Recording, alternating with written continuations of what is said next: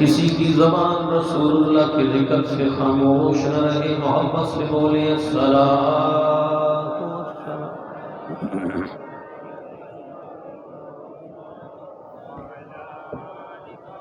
بارک اللہ.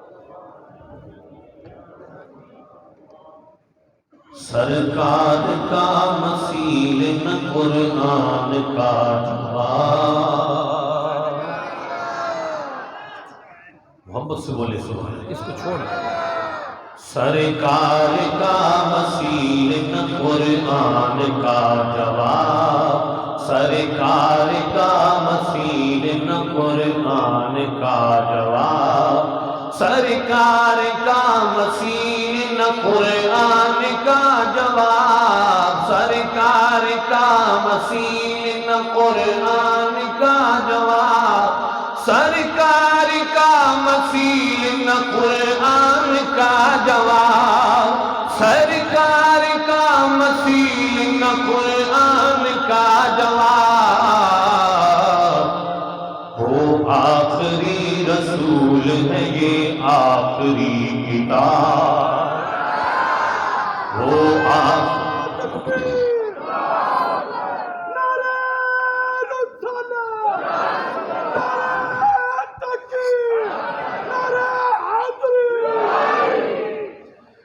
سرکار کا مثیل نہ قرآن کا جواب. سرکار کا مثیل نہ قرآن کا جواب.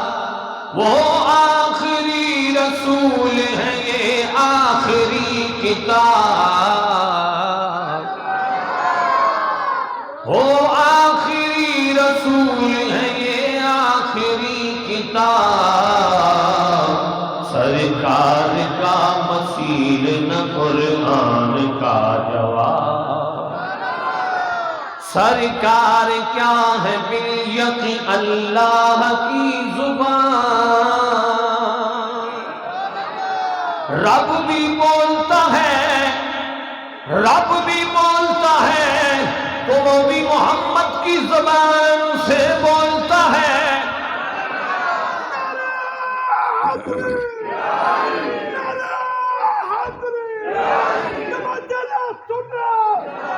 سرکار کیا ہے بالیقین اللہ کی زبان. سرکار کیا ہے بالیقین اللہ کی زبان. قرآن کیا ہے واقعی اللہ کا خطاب.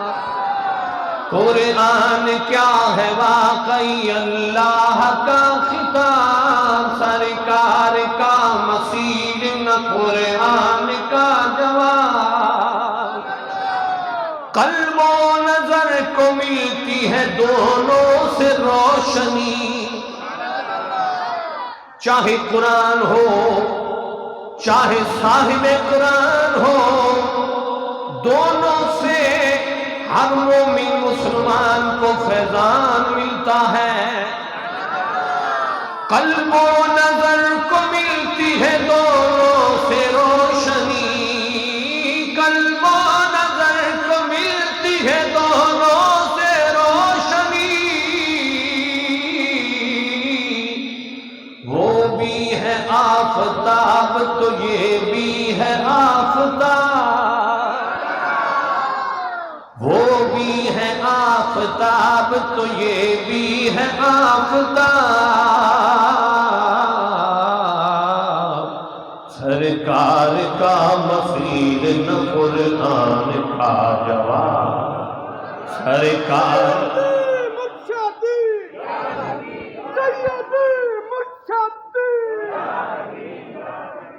سبحان اللہ. محمد صلی اللہ علیہ وسلم. مہکار ہے آج بھی, مہکار ہے بھی آج بھی روح و ضمیر کو. مہکار ہے آج بھی روح و ضمیر کو.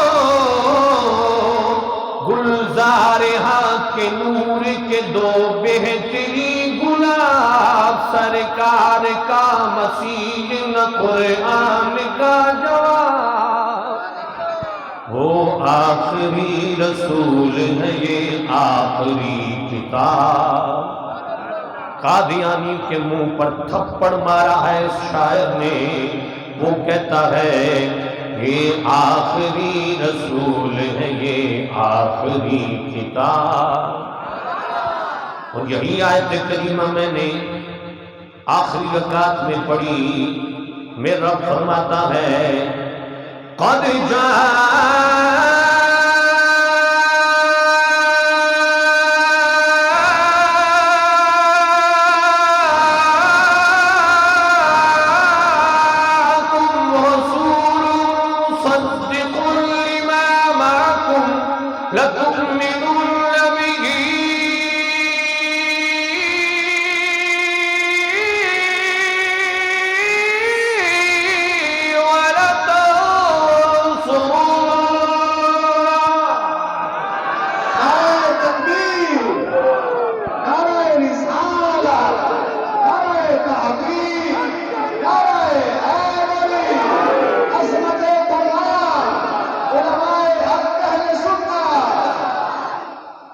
سرکار بھی نور ہیں اور قرآن بھی نور ہے.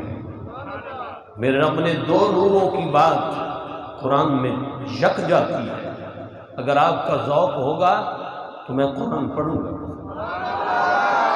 ذرا محبت سے بولے سبحان اللہ. میری طبیعت جب بحال ہو جائے گی انشاءاللہ آہستہ آہستہ بحال ہوتی چلی آ رہی ہے. جب بحال ہو جائے گی تو انشاءاللہ قرآن کا روحانی فیض خود بخود آنے لگ جائے گا. ذرا محبت سے بولے سبحان اللہ. قد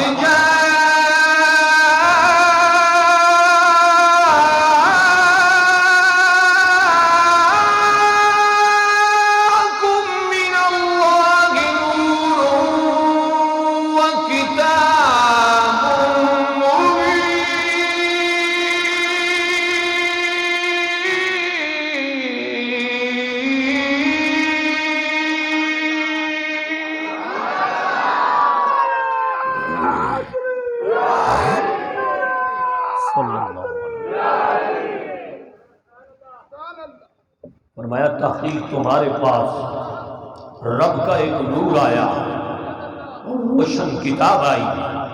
دونوں چیزوں کو یکجا بیان کیا.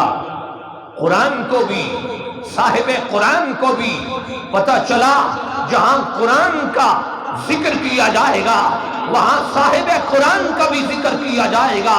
نہ قرآن صاحب قرآن سے جدا ہے نہ ہی صاحب قرآن قرآن سے جدا ہے، بلکہ محبوب کریم نے فرمایا جیسے علی قرآن کے ساتھ ہے قرآن علی کے ساتھ ہے، اسی طرح اہل بیت کے ساتھ قرآن ہے تو قرآن کے ساتھ اہل بیت ہیں. ابو بکر کے ساتھ قرآن ہے تو ابو بکر قرآن کے ساتھ ہے. عمر قرآن کے ساتھ ہے تو قرآن عمر کے ساتھ ہے. عثمان کے ساتھ قرآن ہے تو قرآن عثمان کے ساتھ ہے. حضرت علی پاک کے ساتھ اگر قرآن ہے تو حضرت علی قرآن کے ساتھ ہیں. حضرت طلحہ زبیر اور صحابہ 1,24,000 اگر قرآن کے ساتھ ہیں تو قرآن ان کے ساتھ ہے. اگر چلتے آئیے تو اولیاء کے ساتھ قرآن ہے تو اولیاء قرآن کے ساتھ ہے. میرے پیر سیال لجپال کے ساتھ قرآن ہے تو پیر سیال لجپال قرآن کے ساتھ ہے. پیر سیال کے مریدوں کے پاس قرآن ہے تو پیر سیال کے مرید قرآن کے ساتھ ہے. بلکہ میں یہاں تک لے آؤں گا اگر استقلال آباد والے قرآن کے ساتھ ہیں تو قرآن استقلال آباد والوں کے ساتھ ہے.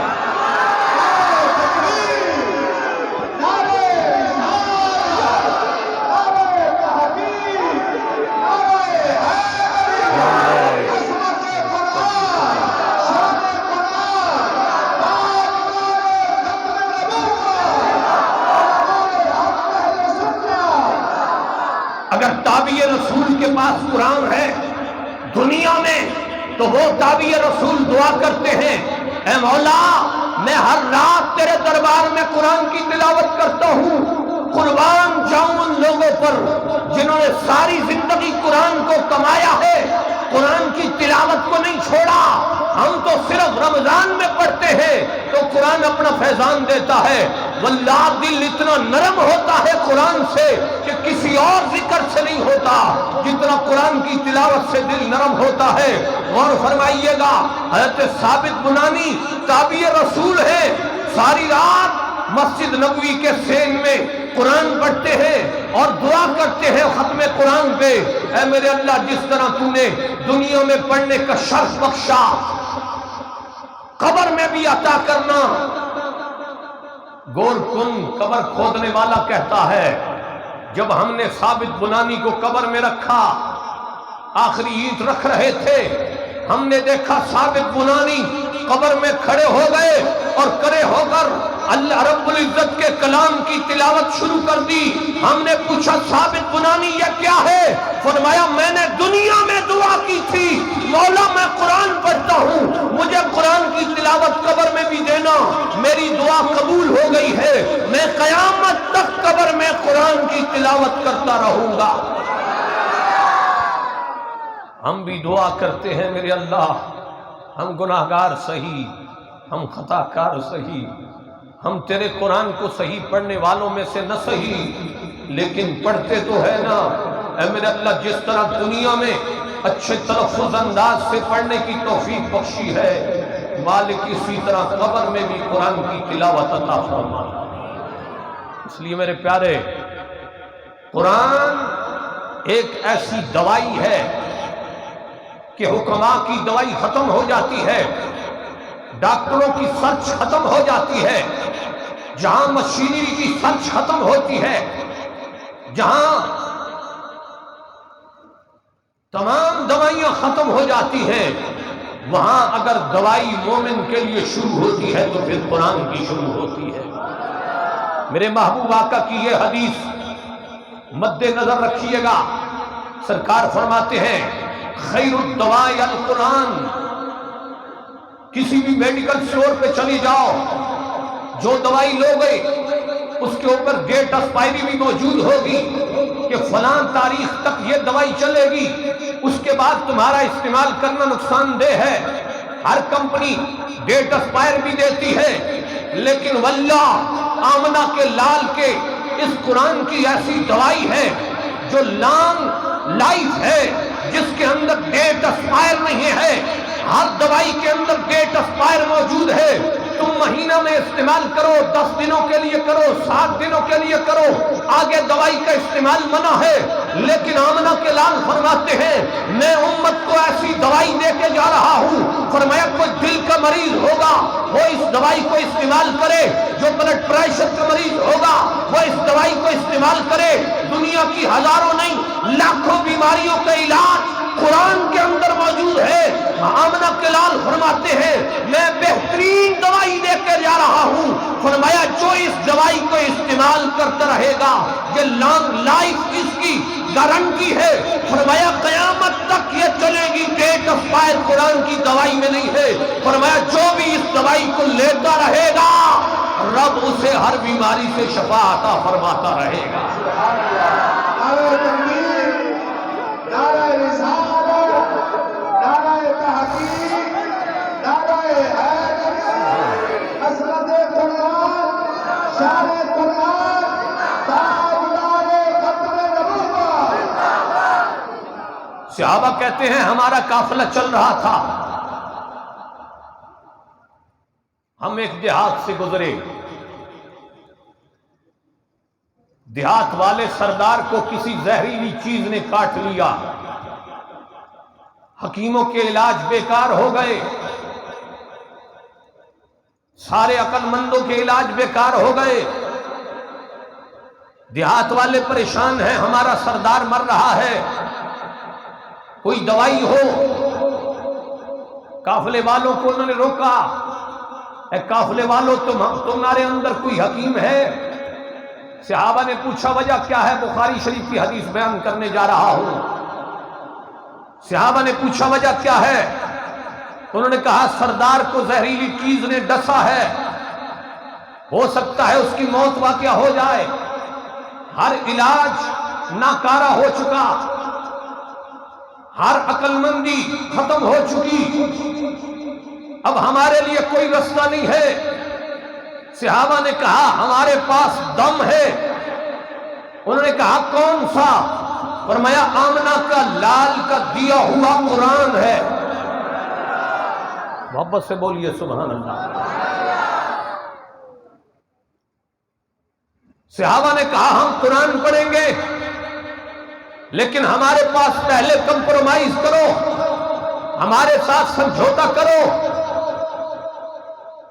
ہم گارنٹی بھی دیتے ہیں۔ اللہ، کوئی کمپنی بھی کوئی دوائی دے، گارنٹی نہیں دے سکتی کہ تمہاری بیماری جڑ سے اکھڑ جائے گی۔ صحابہ کو قرآن پہ اتنا یقین تھا، صحابہ کو قرآن پر اتنا ایقان تھا، صحابہ کو قرآن پر اتنا ایمان تھا۔ صحابہ نے کہا ہم ایسی دوائی بنا کے دیں گے، ہم ایسا دم کریں گے، پہلے کہہ رہے ہیں تمہارا سردار جتنا بھی بیماری میں مبتلا ہوا شفا پا جائے گا، یہ ہمارا وعدہ ہے۔ انہوں نے کہا ٹھیک ہے، اپنا اگر اتنی گارنٹی دیتے ہو تو پھر ہمارے ساتھ معاہدہ طے کرو۔ امام بخاری کہتے ہیں 100 سے زائد بکریوں کا معاہدہ طے ہوا۔ اب تو لوگ آتے ہیں دم کرواتے ہیں، مرضی سے چلے جاتے ہیں۔ ہم کہتے ہوئے ہمیں شرم آتی ہے، اگر کہیں تو کہتے مولوی پیسے مانگ لیں جناب دعا ہوتے۔ اب صحابہ کا دور ہے، صحابہ نے کہا دم کریں گے، پہلے یہاں ہمارے ساتھ معاہدہ کرو، کتنا مال دو گے؟ بخاری شریف کی حدیث ہے 100 سے زائد بکریوں کا معاہدہ ہوا۔ ایک صحابی گئے، صحابہ نے پوچھا کون سا دم کرے گا؟ فرمایا میرے نبی پاک نے فرمایا الفاتحۃ شفاء من کل داء، فرمایا سورہ فاتحہ ہر بیماری کے لیے شفا ہے۔ فرمایا میں سورہ فاتحہ پڑھوں گا اور میرا یقین ہے کہ اسے شفا ہوگی۔ وہ جو درد سے بلک رہا تھا، وہ جو درد سے تڑپ رہا تھا، وہ گاؤں کا سردار مرنے کے قریب آ چکا تھا۔ جو ہی صحابی نے قرآن کی تلاوت شروع کی اور محمد الرسول اللہ کی دوائی کا استعمال شروع کیا، فرماتے ہیں چند بار میں نے سورہ فاتحہ پڑھی، جو درد سے مر رہا تھا تھوڑی دیر بعد اٹھ بیٹھا۔ کہا تو نے کون سی دوائی استعمال کی ہے؟ کہا میں نے تو آمنہ کے لال کی دی ہوئی دوائی تم پر پڑھ دی ہے۔ یہاں رکھو،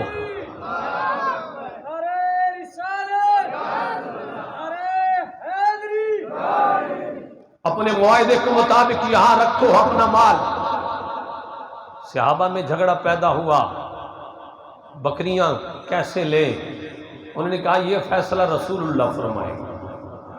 نبی پاک کے دربار میں صحابہ لے گئے، یا رسول اللہ ہم نے ایک مریض کو دم کیا ہے، آپ کا قرآن پڑھا ہے، قرآن کے ذریعے اسے شفا ملی ہے، ہم نے پہلے معاہدہ کیا تھا، یہ ڈاکٹر فیس مقرر کرتے ہیں، اگر کوئی مولوی اپنے دم کی فیس مقرر کر دے تو کسی کو چوچراں کی اجازت نہیں ہے، لیکن کرتا نہیں ہے، مخلوق خدا پر ہمیشہ رحم ہی کرتا چلا آتا ہے۔ کسی عالم دین کے دروازے پر آج تک تم نے نہیں دیکھا ہوگا کہ جناب ایک دم پر 5000 روپے فیس ہے یا ایک دم پر 1000 روپے فیس ہے۔ ڈاکٹر کے کاؤنٹر پر جاؤ گے، پرچی کٹواؤ گے، پہلے پوچھو گے جناب فیس کتنی ہے تو وہ کہے گا 2000 روپیہ۔ مبارک کمپلیکس میں جاؤ 1500 روپیہ، 2000 روپیہ، 1800 روپیہ، پہلے دو گے پھر چیکنگ ہوگی۔ صحابہ نے کہا پہلے ہمارے ساتھ معاہدہ کرو، بکریاں 100 سے زائد دو گے۔ جب مریض ٹھیک ہو گیا اب انہوں نے کہا بکریاں دو، صحابہ نے لے لی، رسول اللہ کے دربار میں آ گئے، یا رسول اللہ ہم نے دم کیا ہے، بکریاں لے لی ہیں، ہمارا جھگڑا ہو گیا ہے، کیا ہمارے لیے جائز ہیں یا ناجائز ہیں؟ سرکار نے فرمایا یہ بات کی بات ہے، پہلے بتاؤ سورہ یاسین سورہ فاتحہ تمہیں کس نے سکھائی ہے؟ پہلے بتاؤ سورہ فاتحہ قرآن کی سورہ، قرآن تمہیں کس نے سکھایا ہے؟ صحابہ نے عرض کی یا رسول اللہ آپ نے سکھایا ہے۔ فرمایا جو سورہ فاتحہ پر تمہیں بدلے میں مال ملا ہے، فرمایا پہلے سکھانے والے کا حصہ نکالو، بعد میں اپنا حصہ نکالیے۔ صحابہ نے کہا یا رسول اللہ ہمارے لیے تو مسئلہ حل ہو گیا۔ نبی پاک نے فرمایا صحابہ لوگ جھوٹے دفتروں کی کمائی کھاتے رہیں گے، لوگ جھوٹ بول کر کمائی کرتے رہیں گے، فرمایا تم قرآن پڑھ کر سچے دفتر کی کمائی کھاؤ گے، اور جو بھی امتی اس سچے دفتر کی کمائی کھائے گا کبھی زمانے میں رسوا نہیں ہوگا۔ یہ سچے دفتر کی کمائی ہے جو کھا رہا ہے، اور میرے نبی پاک کا فرمان ہے سچے دفتر کی کمائی کھانے والا قرآن کی صورت میں رب سے عزت پانے والا کبھی بھی کسی کی نظروں میں ہیچ ہوتا ہے تو ہونے دے، لیکن رب کی نظروں میں ہر وقت وہ بلند ہی رہے گا۔ سرکار فرماتے ہیں ان هذه القلوب تصدع كما يصدع الحديد اذا اصابه الماء، بارک اللہ، اذا اصابه الماء، سرکار فرماتے ہیں پیارے صحابہ جس طرح لوہے کو زنگ لگتا ہے، فرمایا اسی طرح دل کو بھی زنگ لگ جاتا ہے، دل بھی زنگ آلودہ ہو جاتا ہے۔ توجہ میری طرف رکھیے گا، پورا 11 مہینے ہمارا دل گناہوں میں زنگ آلود ہوتا ہے، دنیا کماتے ہیں، دنیا کے اندر پتہ نہیں کتنے پاپڑ بیلتے ہیں، 11 مہینے کے بعد ایک رمضان المبارک آتا ہے۔ آمنہ کے لال فرماتے ہیں جو قرآن کی تلاوت کرے گا، جو سنے گا، یا رسول اللہ کیا ملے گا؟ فرمایا جو تراویح کے اندر قرآن پڑھے گا، جو تراویح کے اندر قرآن سنے گا۔ امام منقدر نے حدیث نقل کی، آپ نے فرمایا جو قرآن تراویح میں پڑھے گا، جو سنے گا، آمنہ کے لال نے فرمایا وہ ایسا پاک ہو جائے گا جیسے پہلے دن ماں نے اسے دنیا میں جنم دیا تھا۔ نعرہ تکبیر، نعرہ رسالت، نعرہ تحقیق، نعرہ حیدری، عظمت قرآن، شان قرآن، تاجدار ختم نبوت۔ یہ قرآن ان کے لیے تحفہ ہے جو پوری طرح بھی پڑھ کے گئے، جو 8 پڑھ کے بھاگے نہیں، جو غیروں کی باتوں میں آ کر 8 پڑھ کے بھاگے نہیں، جو عمر کی عدالت کے قانون پر پورے اترے، جو عمر کی صداقت کے قانون پر پورے اترے، جو عمر کی 20 تراویح ادا کردہ اداؤں پر پورے اترے، ان کے لیے آمنہ کے لال کا یہ پیغام قیامت تک جاری و ساری رہے گا۔ اور غور فرمائیے، سرکار نے فرمایا ہر چیز کو صحابہ زنگ لگ جاتا ہے، دل کو بھی زنگ لگ جاتا ہے۔ یا رسول اللہ لوہے کو زنگ لگے تو آگ میں ڈالا جاتا ہے، آگ کی تپش اس زنگ کو ختم کر دیتی ہے۔ یا رسول اللہ دل کا زنگ کیسے ختم ہوگا؟ سرکار دو عالم صلی اللہ علیہ وسلم نے فرمایا 2 چیزوں سے دل کا زنگ ختم ہوتا ہے، قال کثرت تلاوت القرآن وقال کثرت ذکر الموت۔ سرکار فرماتے ہیں جس کا دل زنگ آلود ہو گیا، فرمایا قرآن کی تلاوت کی کثرت کرتا چلا جائے، قرآن پڑھتا چلا جائے، رب اس کے دل کو زنگ آلودہ ہونے سے پاک و پاکیزہ بنا کر شیشے کی طرح نور نالا نور کر دے گا۔ جو موت کا ذکر کثرت سے کرے گا، فرمایا یہ 2 چیزیں ہیں جو دل کے زنگ کو دھو ڈالتی ہے، ایک کثرت تلاوت قرآن اور ایک کثرت سے موت کو یاد کرنا۔ آمنے کے لال فرماتے ہیں جنہوں نے یہ 2 کام کر لیے ان کا دل نور علی نور ہو گیا۔ اس لیے میرے پیارے زیادہ لمبا چوڑا خطاب نہیں ہے، بس چند چیزیں بیان کروں گا کہ آئیے قرآن خود بھی سیکھیے، اولاد کو بھی سکھائیے۔ سرکار نے بہت بڑا اپنا وراثت میں سے ترکہ جو چھوڑا ہے وہ قرآن چھوڑا ہے، آل بیت کو چھوڑا ہے۔ انی ترکت فیکم الثقلین، سرکار نے فرمایا میں تمہارے درمیان دو چیزیں چھوڑ کے جا رہا ہوں۔ صحابہ نے پوچھا یا رسول اللہ کون سی؟ فرمایا ایک اللہ کی کتاب چھوڑ کے جا رہا ہوں، ایک اہل بیت چھوڑ کے جا رہا ہوں۔ فرمایا اے میری امت، جو ان کے ساتھ محبت کرتا رہے گا اور جو قرآن کو پڑھتا رہے گا، وہ میری اس حدیث پر عمل کرتا رہے گا، قیامت والے دن آئے گا تو میری شفاعت کے قابل ہو جائے گا۔ یہ قرآن کے ساتھ محبت لگاؤ یار، اور غور فرمائیے علماء نے ہر جہت قرآن کی صورتوں میں فضیلت کو واضح کیا۔ کسی کے گھر کے اندر جادو ہے، فرمایا سورہ بقرہ کی تلاوت شروع کر دے، رب جادو کا اثر ختم فرما دے گا۔ جو چاہتا ہے کہ گھر کے اندر امن و امان رہے، فرمایا وہ تلک الرسل سے لے کر آیت الکرسی اور اگر پورا رکوع ہم الخالدون تک پڑھ کر صبح شام گھر کے اندر دم کرتا رہے، فرمایا گھر کے اندر امن و سکون قائم ہو جائے گا۔ اب یہ وہ چیزیں ہیں جو ایک صحابی بیان کرتے ہیں کہ رات کا سناٹا تھا، میرے گھر کے اندر ایک چور گھس آیا اور چور نے بڑی کوشش کی چوری کرنے کی، لیکن جو ہی وہ آگے بڑھا کہتے ہیں وہ اندھا ہو گیا۔ اب علماء فرماتے ہیں اس صحابی نے پوچھا ذرا آگے آؤ، کہا کہاں سے آگے آؤں، آنکھوں کا نور ہی چلا گیا ہے۔ فرمایا رسول اللہ نے مجھے ایک آیت دی تھی کہ گھر کے اندر جب پڑے گا چاہے چور بھی آ جائے تو اندھا ہو جائے گا۔ اس نے کہا وہ آیت مجھے بھی بتا دے چاہے کہ میرا دل بھی روشن ہو جائے اور میری ہدایت کا سبب بن جائے۔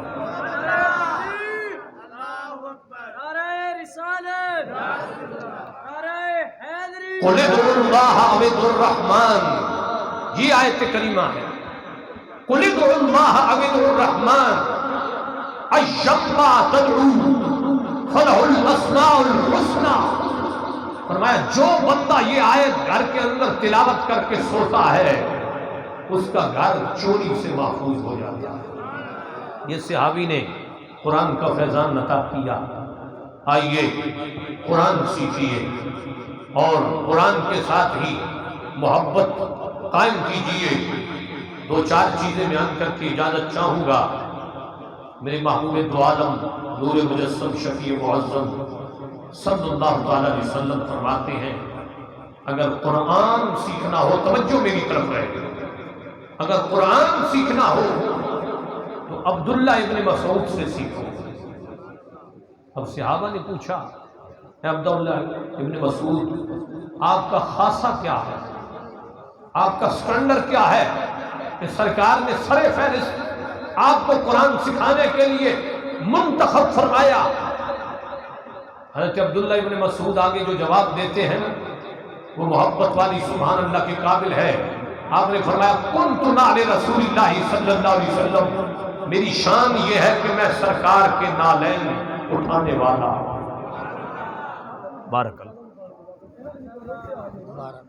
ہے، میری شان یہ ہے کہ میں سرکار کے نالین اٹھانے والا ہوں۔ سرکار نے فرمایا عبداللہ ابن مسعود سے قرآن پڑھو۔ عبداللہ ابن مسعود آپ کے اندر کوالٹی کیا ہے؟ حضرت عبداللہ ابن مسعود رضی اللہ تعالیٰ عنہ آپ فرماتے ہیں جب بھی سرکار کی آمد ہوتی، سرکار مسجد نبوی میں تشریف لاتے، ایک جانب سے پاک عمر دوڑتے، دوسرے کونے سے میں دوڑتا۔ اب غور کرنا، مسجد نبوی میں دوڑ لگی ہے صحابہ کی، پاک عمر جیسی ہستی دوڑ رہی ہے، پاک عبداللہ ابن مسعود جیسا گوہر عالم دوڑ رہا ہے۔ کون عبداللہ ابن مسعود؟ جس کے سینے کے اندر امت کی ساری فقہ موجود ہے، وہ عالم دوڑ رہا ہے۔ کون؟ پاک عمر، جس نے نبی پاک کا بچا ہوا دودھ پیا تھا۔ فرمایا جسے علم محمد مصطفیٰ نے پلایا تھا وہ دوڑ رہے ہیں۔ آپ فرماتے ہیں میرا قد چھوٹا ہے، پاک عمر کا قد بڑا ہے۔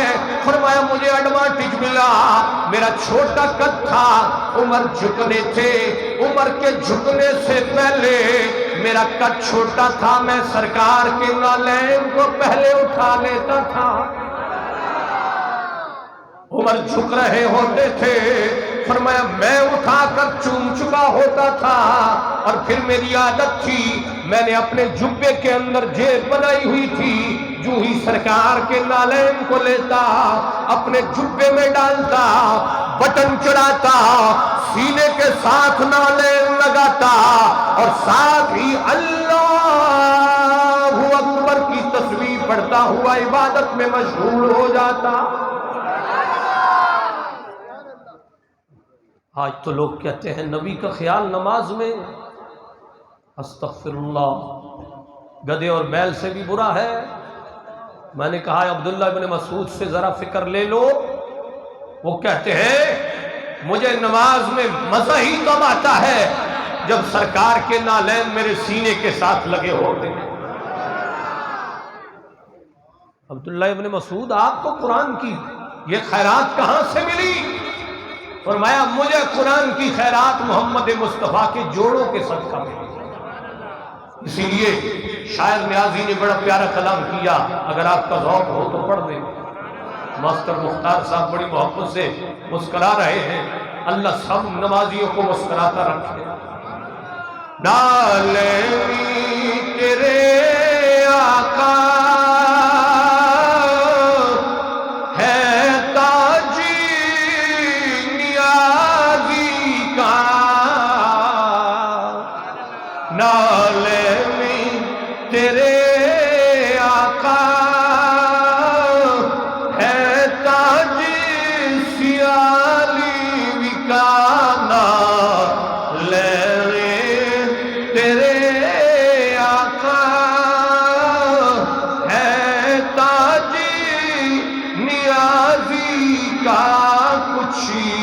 اور نہ جانے ہے آقا تیرے شیدائی۔ یا رسول اللہ ہم اور کچھ نہیں جانتے، آپ کے نالین سینے کے ساتھ لگا کر اللہ کی عبادت جب کرتے ہیں تو ہمیں رب کے نور کا فیضان عطا ہوتا ہے۔ یہ قرآن ہے، اس کو پڑھیے۔ سرکار فرماتے ہیں ہر چیز کا افتخار ہوتا ہے، ہر چیز کی عزت ہوتی ہے۔ ان لکل شیء شرفا یتباہون بہ وان بہا امتی شرفها القرآن۔ نبی پاک نے فرمایا ہر چیز کی عزت ہوتی ہے، فخر ہوتا ہے، وہ اپنی چیز کو دیکھ کر فخر محسوس کرتا ہے۔ فرمایا اے میری امت، میری امت کا فخر، میری امت کا افتخار، میری امت کا سٹینڈرڈ، میری امت کی عزت، سرکار فرمایا وہ قرآن کے اندر موجود ہے۔ فرمایا میری امت کا افتخار قرآن ہے، میری امت کی عزت قرآن ہے۔ جب سے قوموں نے قرآن کو چھوڑا ذلیل ہوئی، وہ زمانے میں معزز تھے، مسلمان ہو کر ہم خار ہوئے تارک قرآن ہو کر۔ جب سے قرآن کو ہم نے چھوڑا، اگر ہم کہیں جناب مدرسہ حنفیہ کے اندر بچے داخل کرواؤ، سوچنے لگ جاتے ہیں جناب ہم نے تو کیڈٹ کالج میں منہاج صاحب کی سرپرستی میں پڑھانے ہیں، ہم نے تو ویلکم میں داخل کرنے ہیں، ہم نے تو فلاں انگلش میڈیم میں داخل کرنے ہیں۔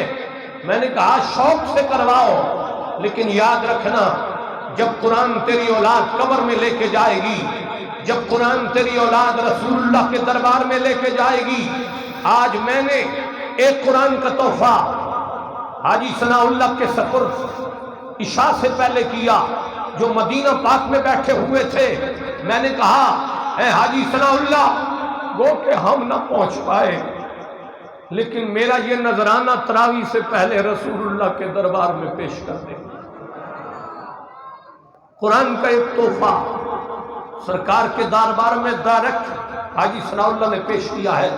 ابھی عشاء سے پہلے کی بات ہے، واٹس ایپ سے رابطہ ہو رہا تھا تو میں نے انہیں یہ تحفہ پیش کیا اور عرض کی کہ یا رسول اللہ، ہم اس قابل نہ سہی، ہمارے الفاظ کو مرتبے والے نہ سہی، ہماری زبان اس قابل نہ سہی، ہمارے اعمال اس قابل نہ سہی، ہمارے روزے اس قابل نہ سہی، ہماری نمازیں اس قابل نہ سہی۔ اے صاحب قرآن، اس قرآن کے تحفے کو قبول فرما کر ہماری بخشش کا ذریعہ بنا دے۔ تو غور فرمائیے، عزت اور شرافت میرے محبوب کی امت کی قرآن کے اندر ہے۔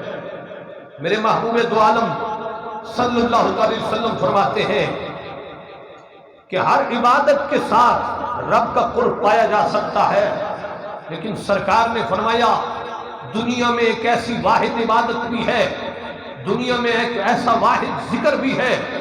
فرمایا انکم لا ترجون الی اللہ بشیء افضل مما خرج فیہ یعنی القرآن۔ فرمایا ہر چیز سے، ہر ذکر سے، ہر عبادت سے رب کا قرب تو پایا جا سکتا ہے، لیکن خاص قرب رب کا اسے ہی ملتا ہے جو قرآن کی تلاوت میں محو رہتا ہے۔ سرکار نے فرمایا جو قرآن کی تلاوت کے اندر مشغول رہتا ہے، رب کا قرب اسے زیادہ ملتا ہے۔ اس لیے میرے پیارے، قرآن کی تلاوت کو کبھی نہ چھوڑیے گا۔ اور سرکار دو عالم صلی اللہ علیہ وسلم کی یہ حدیث بھی قابل ذکر ہے۔ ابو ذر غفاری سامنے تشریف فرما ہے، نبی پاک سے عرض کرتے ہیں یا رسول اللہ، دنیا میں اعمال بڑے ہوں گے، دنیا میں ذکر بڑے ہوں گے، اے پیارے آقا مجھے بھی کوئی نصیحت کیجئے، مجھے بھی کوئی وصیت کیجئے جس کے ذریعے میں بھی دنیا کے اندر رب کے حضور عزت پا جاؤں۔ سرکار نے فرمایا اے ابو ذر غفاری، علیک بتقوی اللہ فإنہ رأس الامر کلہ۔ فرمایا اے ابو ذر غفاری، اللہ سے ڈرنا سیکھ لے، اللہ کا خوف اپنے دل میں رکھ لے، رب کا تقوی اختیار کر لے۔ یا رسول اللہ کیا ملے گا؟ فرمایا جو رب کا تقوی اور خوف دل میں رکھتا ہے، تمام معاملات رب اس کے حل فرما دیتا ہے۔ یہ ایک حکم میرے نبی پاک نے بیان فرمایا، زدنی یا رسول اللہ، یا رسول اللہ میری وصیت بڑھائیے، میری نصیحت بڑھائیے اور فرمائیے اور فیضان عطا فرمائیے۔ میرے نبی پاک نے فرمایا علیک بتلاوت القرآن، علیک بتلاوت القرآن فإنہ نور لک فی الارض وذخر لک فی السماء۔ نبی پاک نے فرمایا اے ابو ذر غفاری، اپنی ذات پر قرآن کو لازم کر لے، رات دن قرآن کی تلاوت زندگی کا زیور بنا لے۔ یا رسول اللہ کیا ملے گا؟ فرمایا دنیا میں بھی یہ تیرے لیے نور بن جائے گا اور آسمانوں میں تیرے لیے ثواب کا ذخیرہ بن جائے گا۔ یہی قرآن ہے، آئیے پڑھنا سیکھ لیجئے۔ میرے نبی پاک کی حدیث واضح ہے، میں یہ کسی اور مجلس میں کسی مقام پہ بیٹھ کے سنا چکا کہ سرکار نے فرمایا جو بندہ کسی رات میں بھی رب کی رضا کے لیے سورہ یاسین پڑھ لیتا ہے، رب اس کی کامل بخشش و مغفرت فرما دیتا ہے۔ اگر ایک سورہ یاسین سے کامل بخشش و مغفرت ہوتی ہے تو پورا قرآن 6666 آیات، اللہ اکبر، کتنا درجہ رکھتی ہے، ہر آیت کتنا دور رکھتی ہے۔ اور پھر قرآن تو قرآن ہے، صاحب قرآن فرماتے ہیں جس نے میرے قرآن کو زیادہ پڑھا وہی میرا قرب زیادہ پائے گا۔ اس لیے حضرت پاک عمر کی دوڑ دیکھیے، ابو بکر صدیق کو دیکھیے، پاک علی کو دیکھیے، ہر ایک صحابی قرآن کی تلاوت میں بڑھ چڑھ کر حصہ لیتے ہوئے نظر آتے ہیں۔ اسی لیے ایک شاعر نے بڑا پیارا کلام کیا، کیا کہتے ہیں؟ ہٹتی نہیں نظریں، ہٹتی نہیں سرکار کی صورت سے نگاہیں، محبت سے بولیے سبحان اللہ۔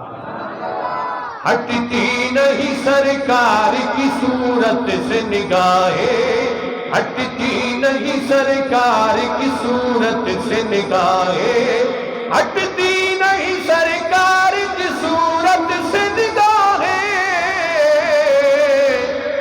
ہر وقت میرے سامنے قرآن کھلا ہے، ہر وقت میرے سامنے قرآن کھلا ہے۔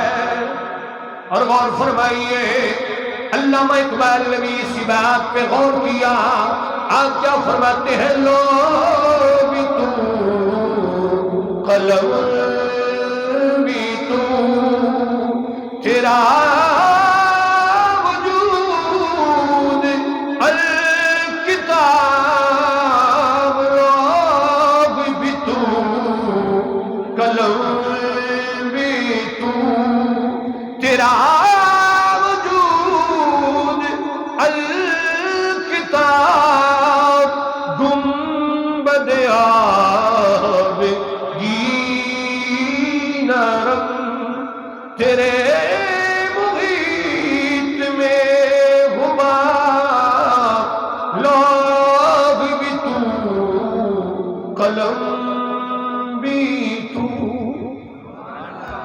علامہ اقبال کہتے ہیں یا رسول اللہ، اللہ کی تقدیر کا مظہر بھی آپ ہے، اللہ کی تقدیر لکھنے والی ذات بھی آپ ہے، اور میں اس سے بڑھ کر کہوں گا کہ یا رسول اللہ قرآن کی تصویر بھی آپ ہے۔ اور غور فرمائیے، اس لیے میرے پیارے، جو بندہ قرآن کے ساتھ محبت کرتا ہے، صاحب قرآن اسے کبھی ضائع نہیں ہونے دیتا۔ حضرت داتا علی حجویری نے یہ بات کی تھی، پچھلے سال اس مقام پہ میں نے قرآن کے صدقے دعا کی تھی کہ مولا میری تلاوت تو اس کام کی نہیں، لیکن قرآن کے صدقے میرے 2 بچوں کی واپسی یقینی بنا دے۔ اگلا سال نہیں آیا تھا کہ میرے بیٹے قرآن کی برکت سے میرے پاس واپس لوٹے۔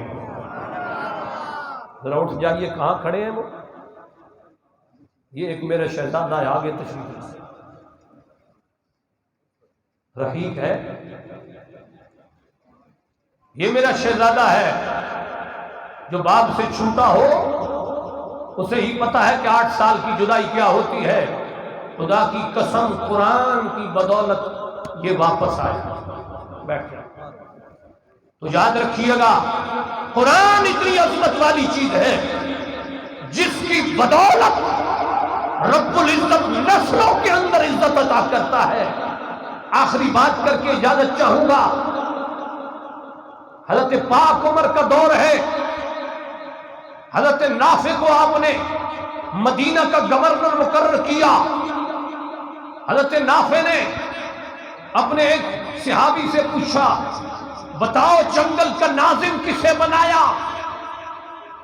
آپ نے عرض کی حضور میں نے جنگل کا ناظم ابن ابزی کو بنایا ہے۔ فرمایا وہ کون ہے؟ فرمایا میرے گھر میں نوکر ہے، کام کرتا ہے۔ انہوں نے کہا تو نے نوکر کو جنگل کا ناظم بنا دیا؟ کوئی اسٹینڈرڈ بھی ہوتا ہے۔ آپ نے فرمایا ہاں ہاں حضور میں جانتا ہوں، جنگل کا ناظم میں نے اسے کیوں بنایا ہے؟ فرمایا کیوں بنایا ہے؟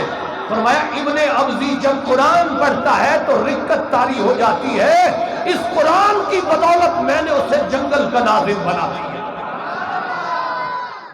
صحابہ کا معیار ووٹنگ نہیں ہوتی تھی، صحابہ کا معیار مرتبہ دینے میں قرآن کی تلاوت ہوا کرتی تھی۔ میں آج بھی دعوت فکر دوں گا ان طلباء کو، ان حفاظ کو، ان علماء کو جو اپنی مساجد میں دوسرے حفاظ سے قرآن سنتے سناتے ہیں، میں نے کہا خود پڑھو، خود پڑھو، اگر یاد ہے تو خود پڑھو تاکہ رب کے حضور تم مزید بلندیوں والی عزت پا جاؤ۔ میں دعا کروں گا رب العزت ہم سب کو قرآن کی محبت نصیب فرمائے اور صاحب قرآن کی محبت نصیب فرمائے۔ جتنے بھی آل محبت اس بزم قرآن میں شامل ہیں، رب کائنات تمام کو سرکار کی محبت سے مالا مال فرمائے۔ اسی لیے تو کسی پنجابی شاعر نے بھی قرآن کی تصویر کھینچی ہے۔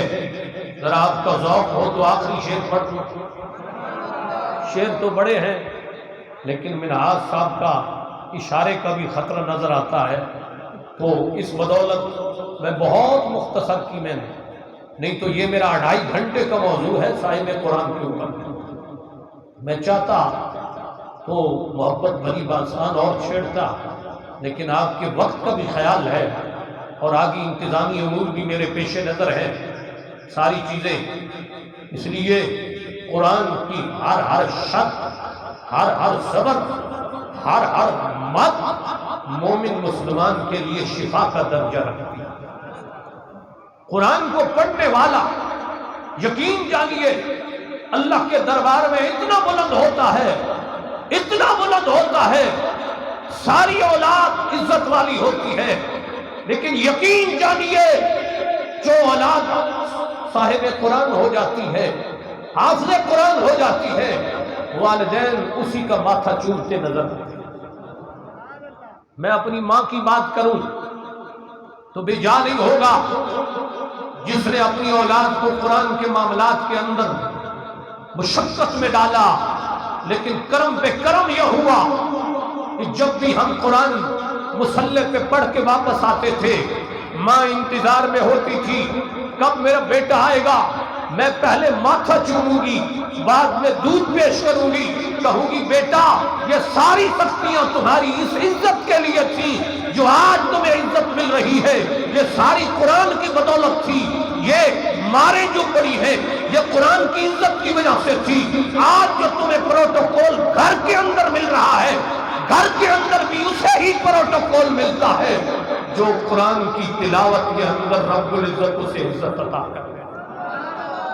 نہیں تو باہر تو بندہ عزت والا ہو ہی سکتا ہے، سب سے بڑا رتبہ اس بندے کا ہے جو گھر میں عزت والا بن جائے، اور میں کہتا ہوں یقین کرو یہ سب سے بڑا نسخہ ہے کہ تم حافظ قرآن ہو جاؤ، گھر کے اندر تمہارا پروٹوکول ویسے ہی بڑھ جائے کہ یہ حافظ صاحب ہیں۔ تو ہمارا یہ سب بھائیوں نے دیکھ دیکھ کے فلاں حافظ ہو گیا، اس کی عزت بڑھ گئی، میں بھی بنوں گا۔ اب اس حدیث پر انہوں نے عمل کیا، ہم 5 بھائی ہیں، 5 حافظ ہیں، ہماری 6 ہمشیرہ ہیں، 5 ہمشیرہ حافظ ہیں۔ وجہ کیا ہے؟ یہ سارا فیضان ہمارے والدین کا ہے اور پیر ضیاء الرحمن کا، کہ والدین نے محنت کی، 10 بچوں کو گھر میں بیٹھ کر قرآن پڑھایا۔ اولاد کو پڑھانا سب سے مشکل مرحلہ ہوتا ہے، اولاد کے ساتھ پیار بھی ہوتا ہے، مار دینا بڑا مشکل ہوتا ہے، لیکن یقین جانیے بزرگوں نے کبھی بھی ہمیں معاف نہ کیا۔ وہ شاعر نے کہا تھا نا، جس نے سبق یاد کیا اسے چھٹی نہ ملی، جب تک سبق یاد ہوتا رہا چھٹی نہیں ملی، اور اگر یاد ہے تو پھر بھی چھٹی نہیں ملے گی، اور جس نے یاد نہیں کرنا ان کی چھٹیاں ہی چھٹیاں ہیں۔ یاد رکھیے۔ اب نبی پاک فرماتے ہیں 2 بندے ایسے ہیں جن سے بندہ حسد کر سکتا ہے، حدیث پاک کے اندر اسے غبطہ کے نام سے پکارا گیا۔ غبطہ یہ حسد کی ایک قسم ہے، سرکار نے اس کو بیان کیا، صحابہ نے توجہ کی، یا رسول اللہ حسد تو شریعت محمدی میں حرام ہے، لیکن کون سا حسد ہے جس کے بارے میں سرکار فرما رہے ہیں کہ میری امت میں 2 قسم کا حسد غبطہ جائز ہے۔ صحابہ نے توجہ کی، یا رسول اللہ بتائیے وہ کون سا حسد ہے جس کے بارے میں آپ ہمیں سمجھا رہے ہیں۔ سرکار دو عالم صلی اللہ علیہ وسلم نے بیان کیا، اے صحابہ پہلا وہ حسد ہے، اگر کسی کو حافظ قرآن دیکھو تو تم بھی کہو کہ میں نے بھی حافظ قرآن بننا ہے، اس بات میں حسد کرو، یہ حسد رب کو بڑا پسند ہوگا۔ اس بات میں حسد کرو کہ فلاں نیکی کے اندر غلبہ پا گیا، میں بھی پا جاؤں، فلاں حافظ قرآن ہو گیا، میں بھی ہو جاؤں۔ لیکن آج کل کیا ہے؟ آج کل تو کہتے ہیں فلاں نے ٹچ موبائل، آئی موبائل لے لیا، میں آئی بھی ہو جائی تو پھر بھی آئی ہی لوں گا۔ بھاوے والدین دی آئی پہ ہی ہو گئے ہے جی، یقین جانیے والدین کی آئی بھی ہو جائے، ہائے بھی ہو جائے، لیکن وہ کہیں گے ہمیں آئی چاہیے۔ یہ آج کل کا دور ہے جہاں ٹچ موبائل پر، اور یہ بات میں کیوں کر رہا ہوں پتہ ہے؟ میاں والی کے شہر میں بیٹے نے باپ کو قتل کر دیا۔ قتل کیوں کیا؟ کہا مجھے آئی فون چاہیے۔ اس نے کہا بیٹا میں غریب آدمی ہوں، آئی فون کا مجھے ایک تو پتہ نہیں کیا ہوتا ہے، دوسرا کو بھی لینا ہے کوئی چھوٹا ہلکا پھلکا لے لے۔ اس نے کہا مجھے آئی چاہیے، اور اتنا ظلم اس ظالم نے کیا کہ آئی موبائل کے پیچھے باپ کو قتل کر دیا۔ یہ حقیقی واقعہ ہے شہر میاں والی کا، اور پھر یہ اخبارات میں بھی آیا۔ خدا را نوجوانوں، کبھی بھی یہ ایسا لالچ والدین سے کرنا چھوڑ دو، میں نے فلاں ٹچ لینا ہے، فلاں نے لے لیا، فلاں کزن نے لے لیا تو میں نے بھی لینا ہے۔ میں نے کہا خدا کی قسم اگر تم اس بات میں حسد کرو کہ فلاں حافظ قرآن بن گیا، میں نے بھی حافظ قرآن بننا ہے، تو والدین تیرا ماتھا بھی چومیں گے، کئی آئی موبائل تیرے پاس قرآن کے صدقے آ جائیں۔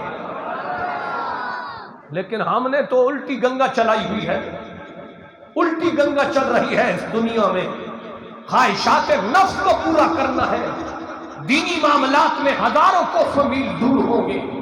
یہ حالات اس وقت معاشرے میں چل رہے ہیں۔ میں نے گاڑی لینی ہے تو فلاں موٹر سائیکل نیا مارکیٹ میں آیا ہے وہ لینا ہے۔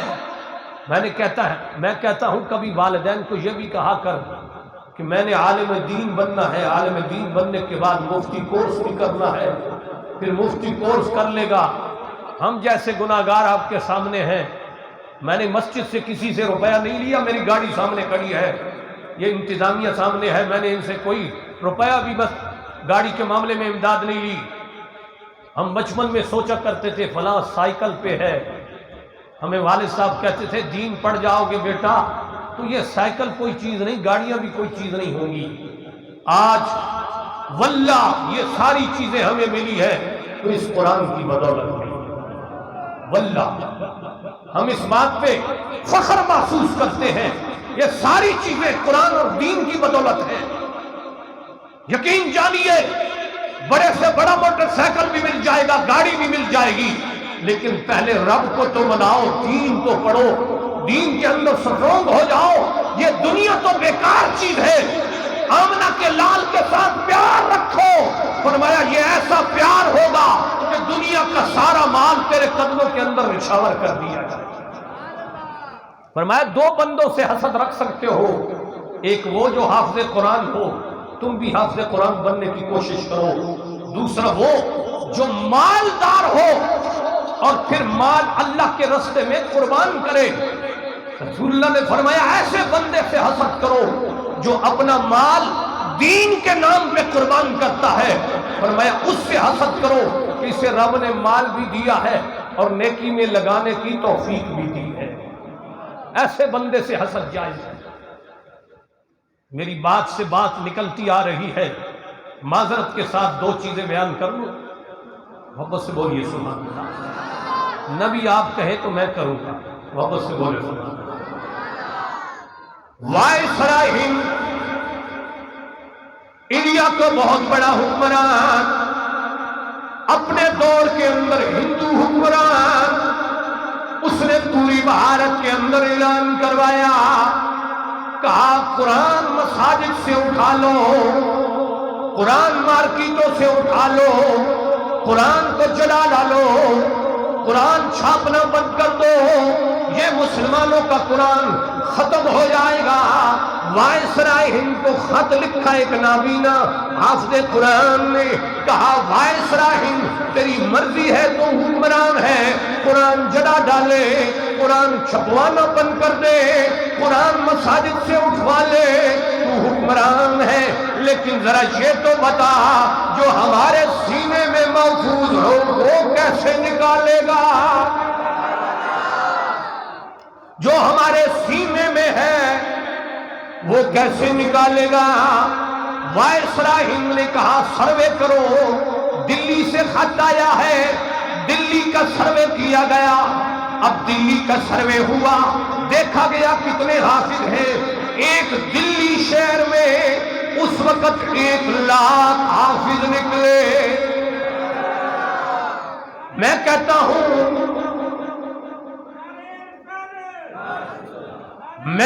ہوں بستی استقلال آباد والوں، آپ کا بھی اگر سروے کیا جائے، آپ کا بھی گھر کا چکر لگایا جائے تو پھر نتیجہ کیا آئے گا؟ نتیجہ صرف 2% آئے گا۔ یہ میں اپنی طرف سے تجربے کی بات کر رہا ہوں۔ نتیجہ صرف 2% آئے گا۔ 80% دنیا دار ہو تو بات کڑوی ضرور ہے، لیکن صرف دین کی خاطر کر رہا ہوں۔ خدا را اپنی اولاد کو قرآن پڑھاؤ، عالم دین بناؤ۔ پچھلے سال بھی ہم نے یہ آرزو آپ سے کی تھی، آج بھی کر رہے ہیں کہ اپنی اولادوں کو حافظ قرآن بناؤ۔ اگر کسی کے 3 بیٹے ہیں تو کم از کم 1 بیٹا تو حافظ قرآن ہونا چاہیے، کسی کے 5 ہیں تو 2 حافظ ہونے چاہیے، کسی کے 7 ہیں تو 3 حافظ ہونے چاہیے۔ یہ جذبہ اپنے اندر پیدا کرو۔ مدارس سنیوں کے خالی پڑے ہیں، بد مذہبوں کے مدارس کو پروموٹ کرتے ہو، اپنے سنیوں کے مدارس کو پروموٹ بھی کرو، اپنے سنیوں کے مدارس کو امداد بھی دو، اور سنیوں سے ہی قرآن پڑھواؤ، تاکہ تمہارا بیٹا جب قرآن پڑھ کے نکلے گا اس وقت یا رسول اللہ کے نعروں سے زمین کو گونجے گا، یا رسول اللہ کے نعرے سے استقلال آباد گونجے گا۔ اس لیے پیارے قرآن پڑھاؤ اپنی اولاد کو قرآن۔ یقین جانیے آپ بہت کمزور ہیں اس معاملے میں، پچھلے سال بھی عرض کی تھی، اس سال بھی کر رہا ہوں کہ خدا را یہی میری التجا ہے کہ آج سے نیت کر لو کہ ہم نے بچوں کو قرآن پڑھانا۔ جب تم قبر میں جاؤ گے تمہارا بیٹا پیچھے قرآن پڑھے گا، قبر کے اندر تمہیں راحت اور موج نصیب ہوگی۔ سرکار فرماتے ہیں ایک باپ نے بیٹے کو بھیجا قرآن پڑھانے کے لیے، فرمایا ادھر بیٹا نے بسم اللہ استاد سے پڑھی، ادھر رب نے فرمایا اے فرشتے جلدی جا، جو اس کے باپ نے گناہ کیے ہیں سارے مٹا دے۔ اس کے بیٹے نے آج میرا کلام پڑھنے کے لیے بسم اللہ شروع کر دی ہے۔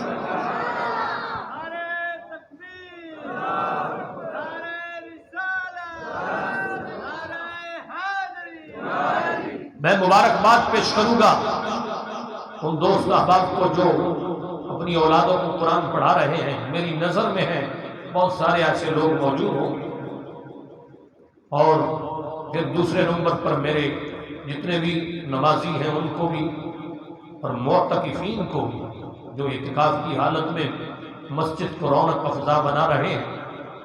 رب العزت ان کا اعتکاف اپنے دربار میں قبول و منظور فرمائے۔ اٹھنے سے پہلے ایک نیت ضرور کر لو کہ یا رسول اللہ اگلے سال کا بھروسہ کوئی نہیں ہے، اگلے سال کے رمضان کا کوئی بھروسہ نہیں ہے، جس کے چہرے پہ سنت مصطفیٰ نہیں ہے۔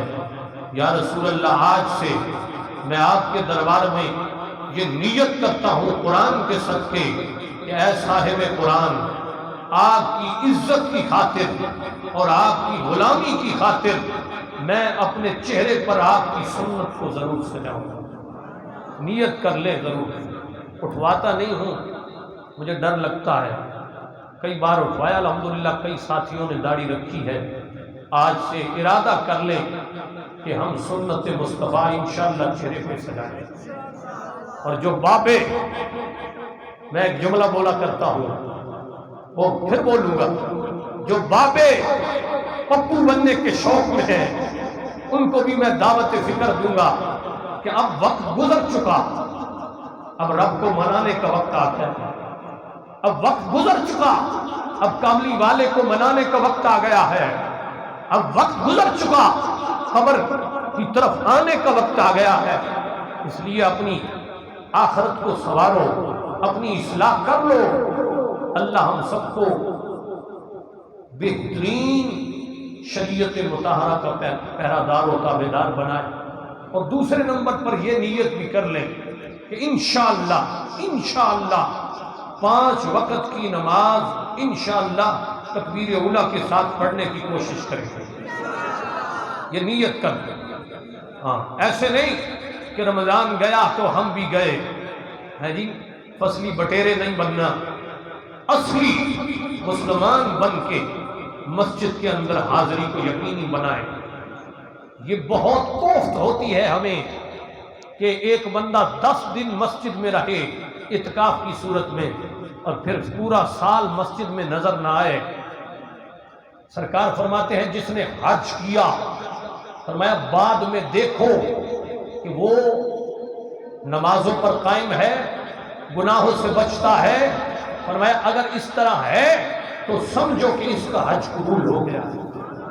اگر اس طرح نہیں ہے، وہ پہلی روٹین پر اور پہلے معاملات پر پھر آیا، گناہ ایسے ہی کر رہا ہے، لوگوں کے ساتھ دھوکہ ایسے ہی کر رہا ہے، فرمایا اس کا حج قبول نہیں ہوا.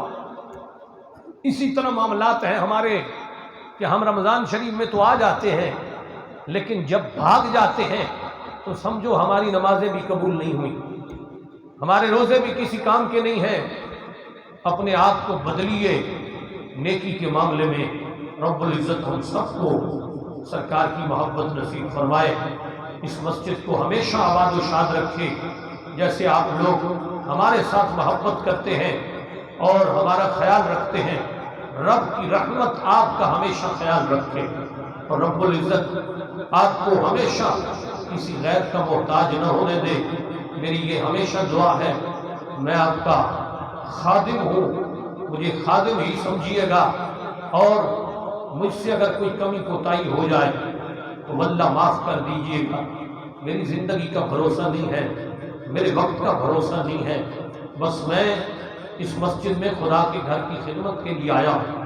کوئی مجھے ذاتی آپ سے لالچ نہیں، صرف ایک لالچ رہتا ہے کہ آپ پکے اور تھکے دنیا دار ہو جائیں.